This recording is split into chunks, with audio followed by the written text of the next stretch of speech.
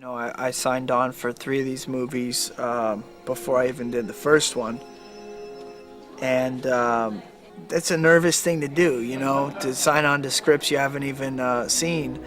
And so I was very eagerly awaiting the arrival of the script. And I got the script and I read it, and my first feeling was a feeling of relief because it was good.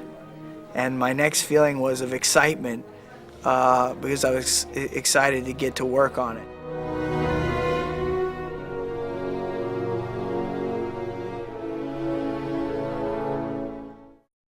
There were a lot of contributors to the story of this movie.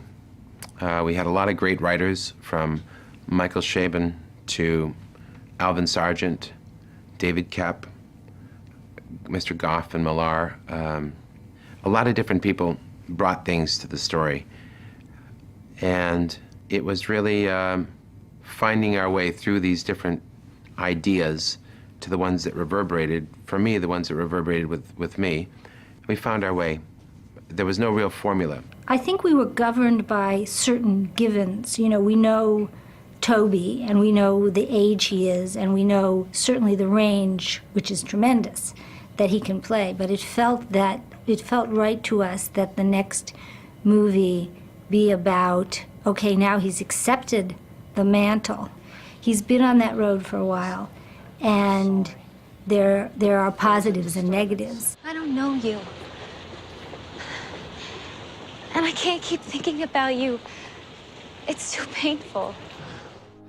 And we wanted to move on in a way that we still beat up Peter Parker. Peter Parker has to be beat up all the time, put to the test. Job, love, life.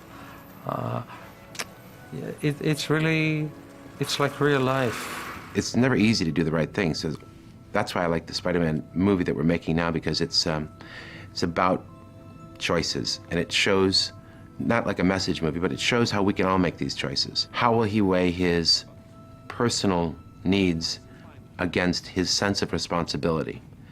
That's the problem. He doesn't know what to think.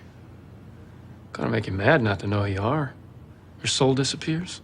Nothing as bad as uncertainty. Maybe you're not supposed to be Spider-Man climbing those walls. And Sam literally took this frame from the books, one of the biggest sagas in the Marvel Universe, and we felt that it's not easy to do in 2 hours, but we felt we really needed to go there.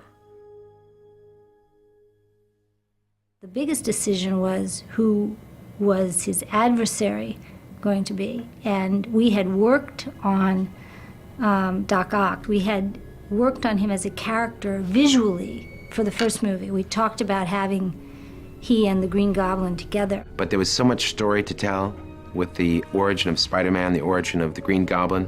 We really didn't think we would do the movie justice by having a third origin in there. Because he was a fan favorite, and we realized the great possibilities cinematically with Doc Ock, which are really obvious when you read the Spider-Man comic books. He does all these fantastic things with these mechanical arms. We realized we wanted to have him. And there was the classic approach, which is Doc Ock, who is a revered scientist, developed this incredible thing, and what do we do with him? And that's on one hand. On the other hand, we had another storyline that, for me, thankfully, didn't go anywhere. And it was about Doc Ock, a younger Doc Ock, who is actually infatuated with Mary Jane and creates a love triangle. Some of us don't like love triangles, not like that, not with our main villain, and we went through a process, and I think we chose well. He is the ultimate enemy for Spider-Man, and that's why it's so interesting, because there's nothing Spider-Man can do that he cannot counteract.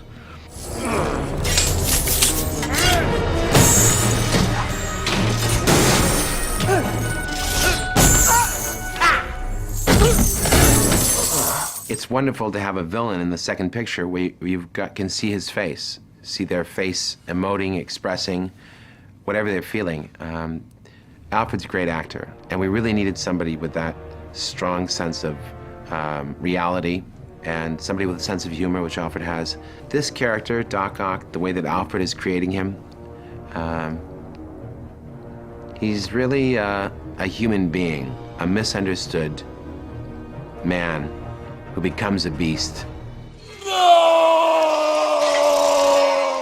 I had a meeting with Sam, which was very general. We just chit-chatted about stuff. And it was all, I just thought it was like a meet and greet. I didn't really kind of give it much thought, because I didn't think for a second that I was really a serious contender for the part, because I'd never done anything like this before.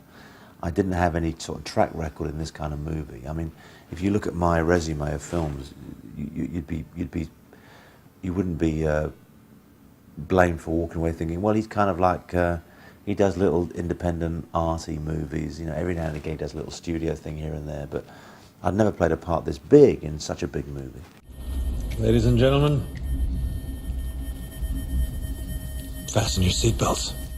I think what I'm most gratified about is that for each character, there's an evolution. There's a furtherance of who they are and what their journey is, and there's suspense about where they're going. In the first draft, actually, we had Harry put a prize on Spider-Man's head.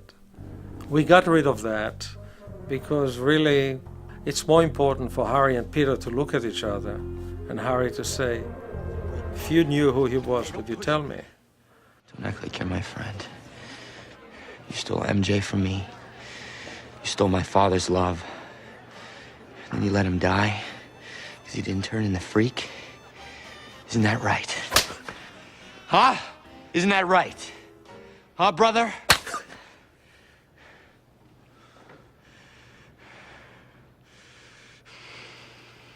I think that's the secret of Spider-Man. The first one and the second one, they really took time to develop all the characters and give Peter Parker's world away from Spider-Man a life of its own. And you know, it's a touching story, and I think that's why Spider-Man's the best comic book movie around.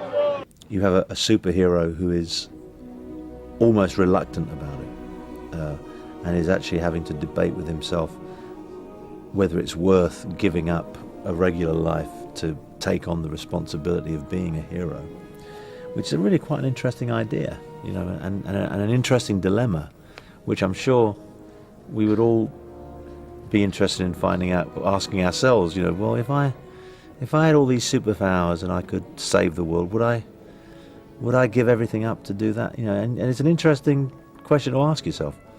Good stories show us the way. They show what is possible, and that's why I like this story so much, because this character is conflicted. He wants to be happy, but he wants to do the right thing, and it shows how you can take this journey as you mature and maybe have a little bit of both. I believe there's a hero in all of us that keeps us honest, gives us strength, makes us noble.